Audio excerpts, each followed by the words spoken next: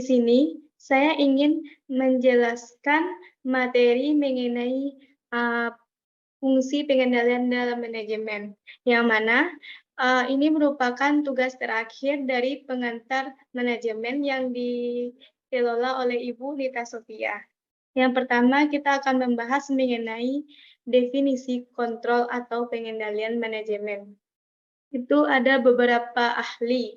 Yang pertama, menurut Henry Fayol, pengendalian adalah suatu usaha yang terdiri dari melihat segala sesuatu yang sedang dilakukan sesuai dengan rencana yang telah diadopsi, perintah yang telah diberikan, dan prinsip-prinsip yang telah ditetapkan.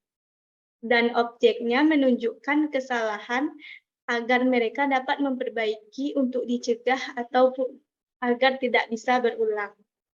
Selanjutnya, menurut EFL, yaitu memeriksa kinerja saat ini terhadap yang telah ditentukan standar yang terdapat dalam perencanaan.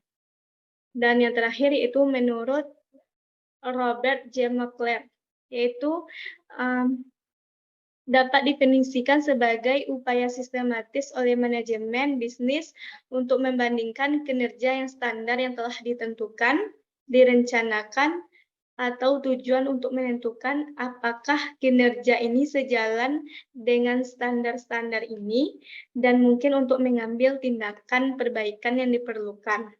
Jadi dapat kita ambil kesimpulan bahwa pengendalian atau fungsi pengendalian dalam sistem manajemen itu adalah sebuah pengawasan, pengontrolan yang kita lakukan di dalam sebuah organisasi atau perusahaan yang mana bertujuan untuk mengontrol itu sendiri atau mengawas apa yang sedang dilakukan dalam sebuah organisasi, baik itu dalam sistem perencanaan, controlling, sistem manajemen waktunya, dan lain sebagainya.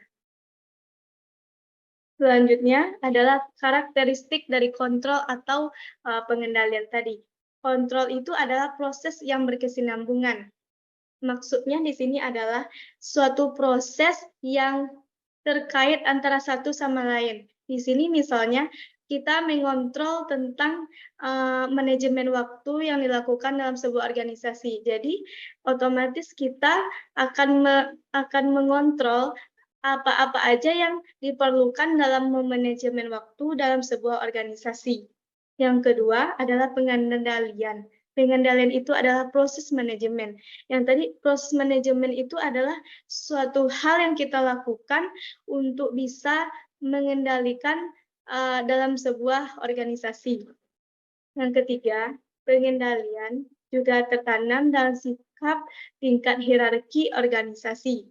Yang keempat, pengendalian itu melihat ke masa depan. Maksudnya adalah kita itu mengendalikan sesuatu itu bertujuan untuk bisa memperbaiki jika terdapat kesalahan di masa sekarang. Jadi otomatis itu akan melihat ke depan.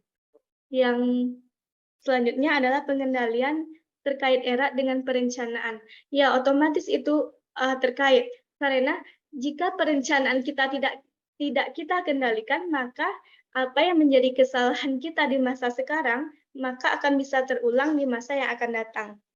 Selanjutnya, kontrol itu adalah alat untuk mencapai kegiatan organisasi. Ya, memang benar. Karena untuk mencapai suatu organisasi yang lebih memuaskan, maka diperlukan kontrol-kontrol terhadap kinerja para karyawan misalnya.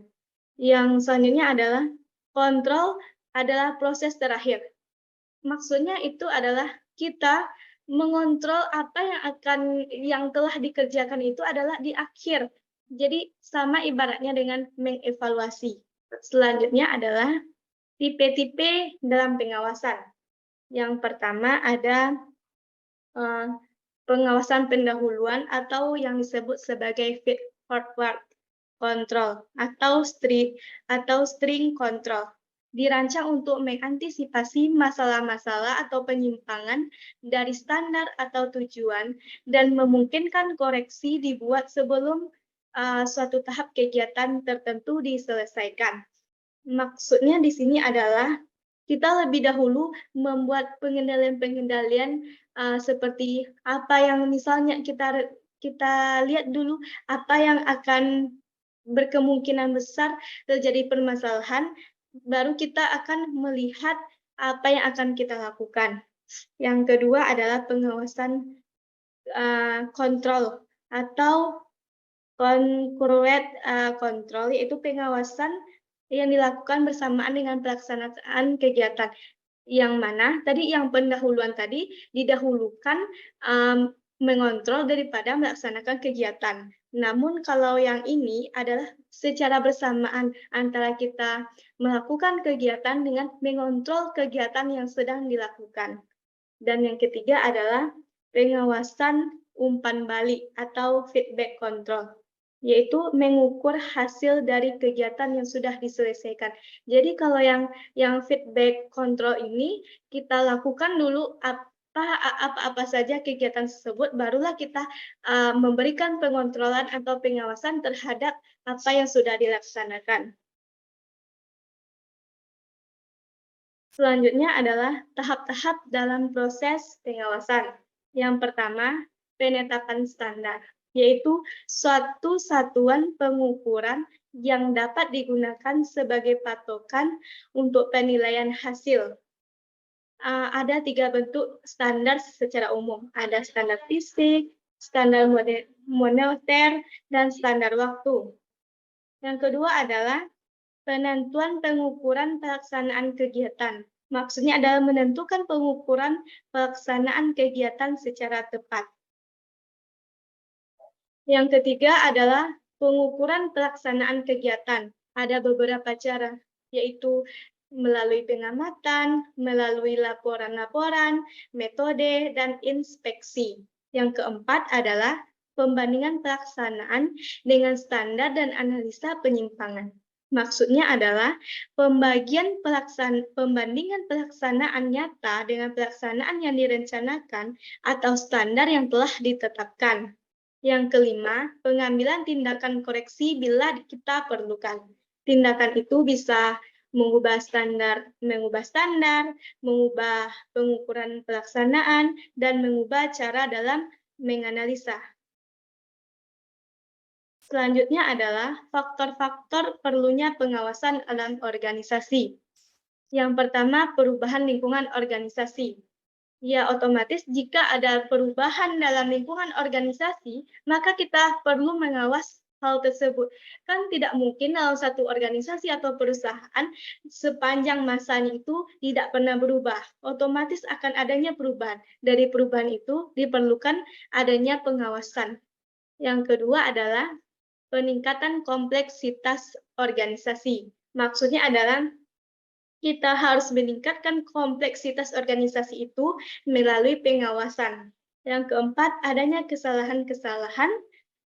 Dan terakhir adalah kebutuhan manajer untuk mendelegasikan wewenang. Selanjutnya adalah langkah-langkah perancangan proses pengawasan. Yang pertama, merumuskan hasil yang diinginkan. Yang kedua, menetapkan petunjuk atau hasil. Yang ketiga, menetapkan standar penunjuk dan hasil. Yang keempat, menetapkan jaringan informasi dan umpan balik. Dan yang kelima, menilai informasi dan mengambil tindakan koreksi. Selanjutnya adalah karakteristik pengawasan yang efektif. Yang pertama, akurat, berarti harus akurat. Kedua, harus tepat waktu. Yang ketiga, objektif dan secara menyeluruh. Yang keempat, terpusat pada titik-titik pengawasan strategik. Yang kelima, realistik secara ekonomis. Yang keenam, realistik secara organisasional. Yang ketujuh, terkoordinasi dengan aliran kerja organisasi. Yang kedelapan, fleksibilitas.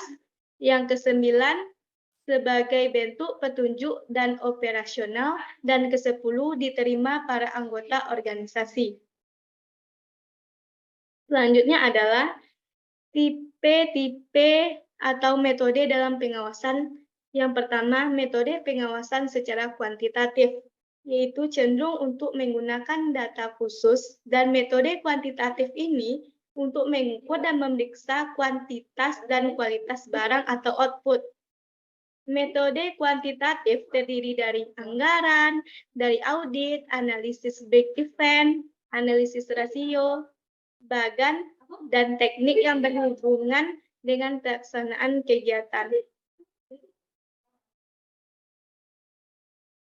Dan yang kedua adalah metode pengawasan non-kuantitatif, yaitu metode pengawasan yang digunakan manajer dalam pelaksanaan fungsi-fungsi manajemen.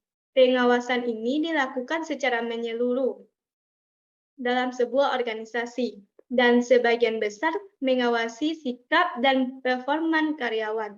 Teknik-teknik yang dilakukan yaitu melalui pengamatan, inspeksi, dan teratur yang secara langsung, pelaporan lisan dan tertulis, evaluasi pelaksanaan, serta diskusi antar manajer dan bawahan tentang pelaksanaan suatu kegiatan.